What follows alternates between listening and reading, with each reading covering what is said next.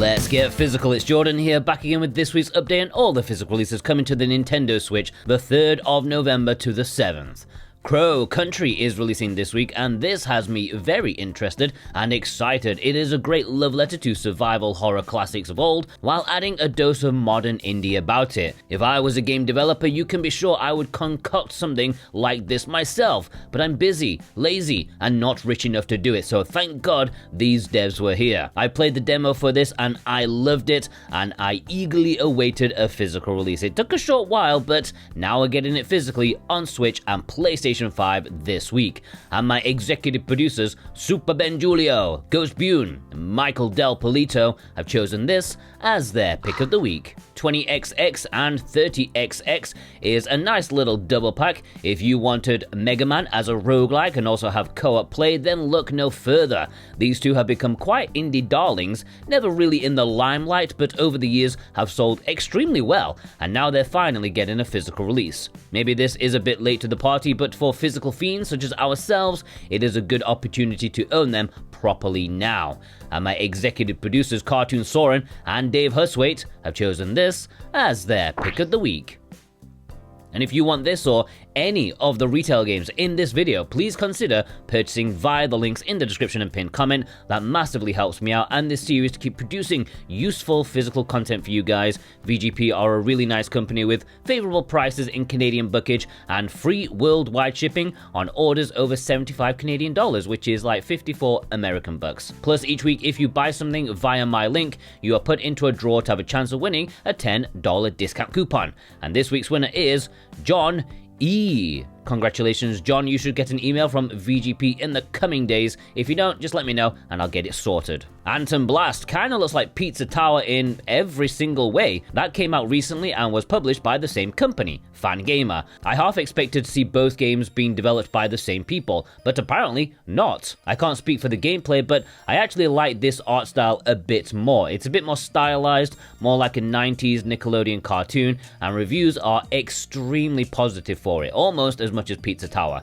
So if you picked up that game, I think this would be a nice complement to that one as well. And my executive producers, Ishin, Dead Bunny's YouTube, and Kava Clavicol have chosen this as their pick of the week.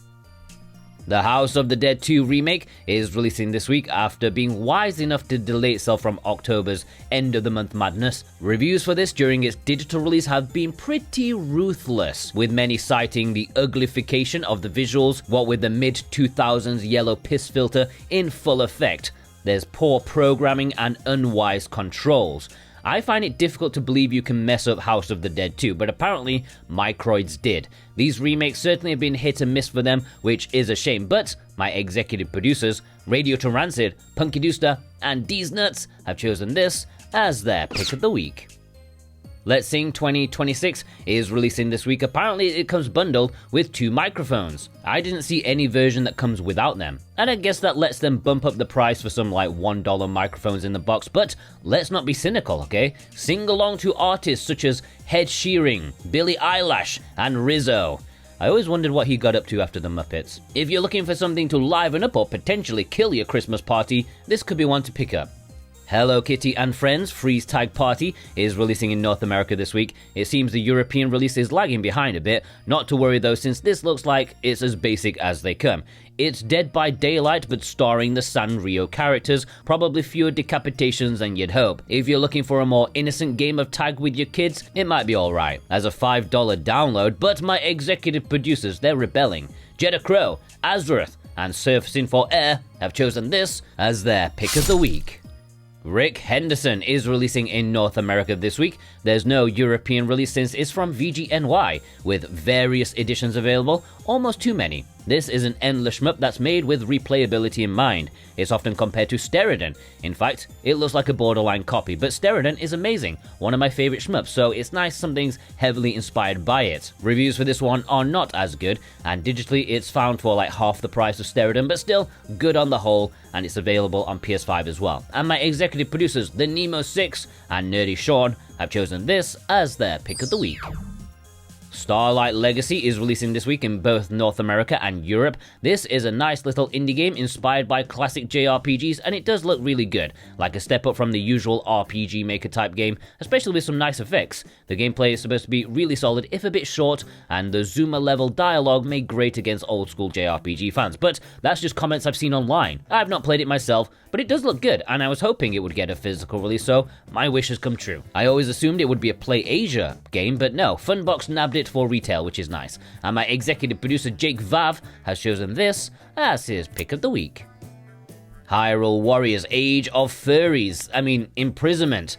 There's something about that goat dude and his human wife that makes me feel weird, but furry issues aside, this is one of two massive Nintendo Switch 2 games for this month, what with Kirby coming a bit later on. Two very different kind of games, and this one will be a very satisfying hack and slash, one to turn your brain off to as you try to ignore the incessant fan cries for a proper timeline in the Zelda series. It's goat people versus Ganon. What else do you need to know? I don't care how this connects to freshly picked Tingle's Rosy Rupee Land on DS.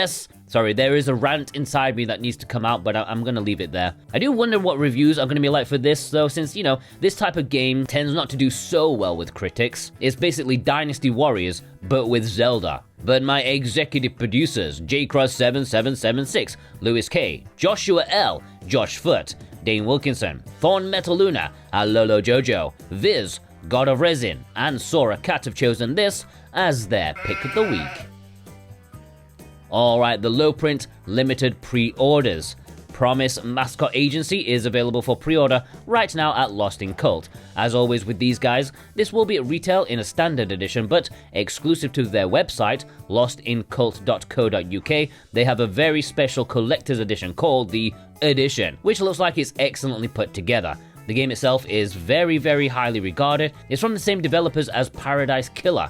It's just as weird and wonderful too. An open world adventure game where you recruit mascot characters and manage them and drive them around. It's super weird but extremely well loved. And my executive producers Alexander Cato, Jennifer M, and Danielle O have chosen this as their pick of the week. Angry Video Game Nerd 8-Bit is one of limited runs releases this week, one that was very much expected. From what I've seen, this is an NES-style game starring the legend himself.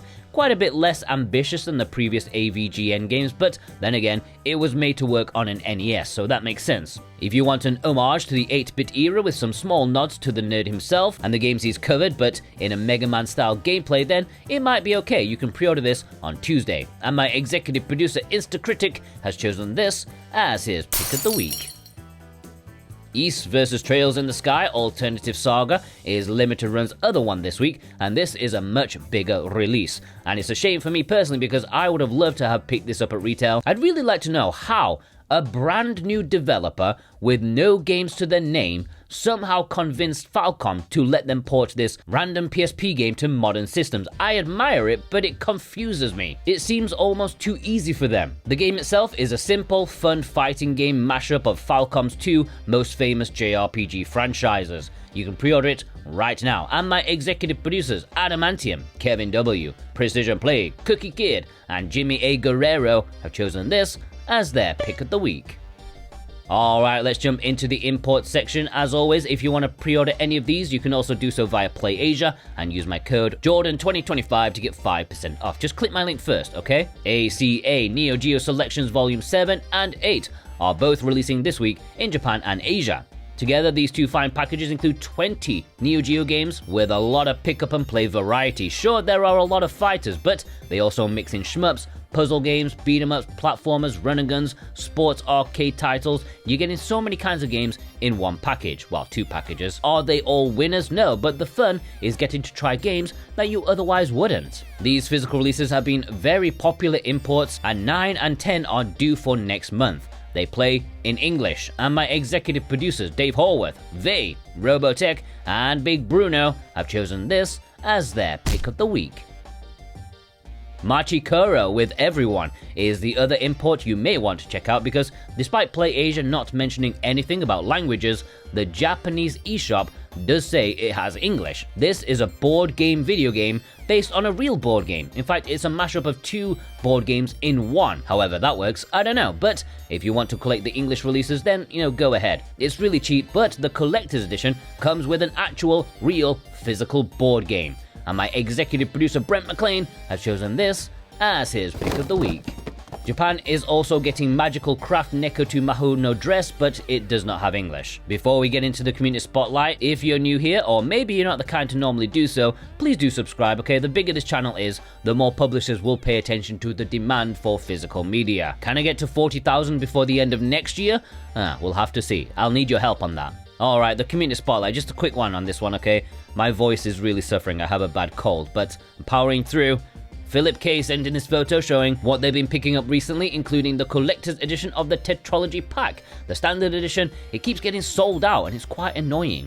Hugh Freak sent in this photo picking up the deluxe edition of the Tomb Raider trilogy, the newer one. I'm definitely gonna get it, but I'm just gonna have to wait a little bit first. Executive producer Cartoon Soren showed off these games, including John Wick Hex, which has been deleted from digital stores, but VGP managed to sneak in a reprint before it was too late, and some people complained about it, as though it was better to not have more stock in the future. Executive producer Dead Bunny's YouTube sent in this photo picking up the deluxe edition of Little Nightmares 3. I find it a bit sad that a game such as this has different versions to get a bit more content. Like, single player stuff, you don't need deluxe editions, come on. Guillermo B sent in this photo, picking up a bunch of games, including many cultured games. Some fun box specials up there. It's been a while since they've last done one, and I wonder if they've had to put the brakes on them for, Nintendo reasons. Space Trash sent in this photo, picking up Golden Tea.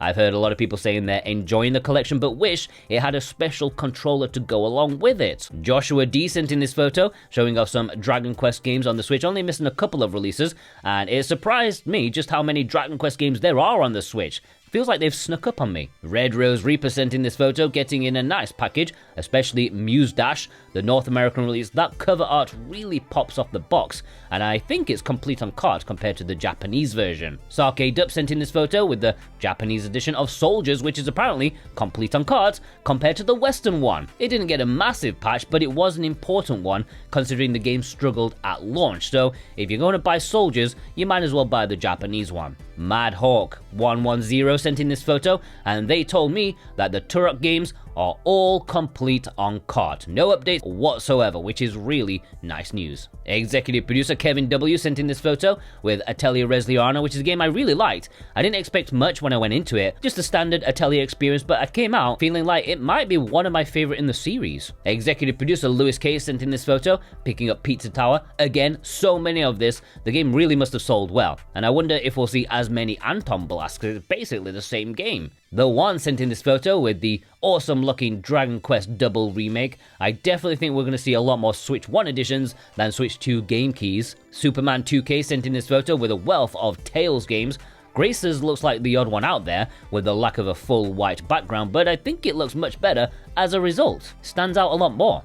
Executive producer Vei, my man in Japan, sent in this photo. He's one of a few to pick up Majogami, which I don't think is going to be a massively popular import, especially with the lack of Switch 2s out there, but it is an important release nonetheless. Executive producer Instacritic sent in this photo, picking up the Steel Book for Another Crab's Treasure, which every time I see it, I think it's a SpongeBob game. Executive producer D's Nut sent in this photo with Date with Devils, which is an annoying game for me personally because there is no trailer for it, which means I have to piss around with screenshots every time I talk about it in a video. Executive producer Dave Horwath sent in this photo with 2 imports, with HoloLive being one of the most peculiar of the year. There's something weirdly enticing about it. Executive producer Ghost Bune sent in this photo with another Dragon Quest. Something tells me it's gonna be high on the Games of the Year list whenever I start that vote. Probably after Metroid's been out a few days, then I'll start the vote for it. Executive producer Brent McLean showed off his latest import, Chocobo's Mystery Dungeon, which if you look on Play Asia, it's listed as being an American version, so anytime I bring it up in an imports video, there's always someone saying that I'm wrong since it has an American release. But no, if you order that, you will get this Southeast Asian version, which has an English cover. Cresselike sent in this photo with Once Upon a Katamari, which I can't remember if I stated last week or not, but apparently some places in Europe are sending this out already, with some sticking to later this month. It's very weird. I don't know what Bandai are playing at. Starvey sent in this photo with Great God Grove, another super rare release that I seem to have erased from my memory completely. Either my brain is failing or super rare are just in a routine of unmemorable games. I don't know. Alright, let's have a roundup. Franco F. Devil Angel. Pabs. Ryan G. Andrew R. Paul S. Robin H. Illogicool. Cost 71. Remy X. Dabro 90. Bub. Rivalus. Steph M. Gundam Base XE. McLaren. Executive producer Sora Cat. Burning Kitsune Mask. Apple Sin. The Enemy Parasite. Cheaper Gamer. Twig E. Bunny Bear. Alolo Jojo, my executive producer. Alright, if you want to send in your pictures, the details are on the screen right now. As always, special thanks to my executive producers, Dane Wilkinson, God of Resin, Brent McLean, Alexander Kato, JCross7776, Punky Dooster, Cartoon Soren, Robotech, Thorn Metaluna, Vey, Instacritic, Precision Play, Alex M, Josh Foot, Ishin, Lewis K, Kevin W, Jennifer M, Super Ben Julio, Double Dave, Husway and Horworth, Sora Cat, The Nemo 6, Ghost Bune, G Bautista 100, Rose, Adamantium, Azrath, Jake Vav, D's Nuts, Jeddah Crow, Brotorius, Surfacing for Air, Justin PDC, Cookie Kid, Radio to Rancid, Danielle O, Switch Effect, Kaba Clavacol, Nerdy Sean, Ligma, Michael Del Polito, Big Bruno, Jimmy A. Guerrero, Max Ty, Viz, Dead Bunny's YouTube, Alolo Jojo, and my brand new executive producer, Joshua L. Thank you so much, plus you watching right now. If you watched all the way through, please leave me a goat emoji of that king goat and his human wife. I've got some things swirling in my head that I don't feel comfortable with. Go check out some of my other stuff, and I hope you all have a great day. Take care.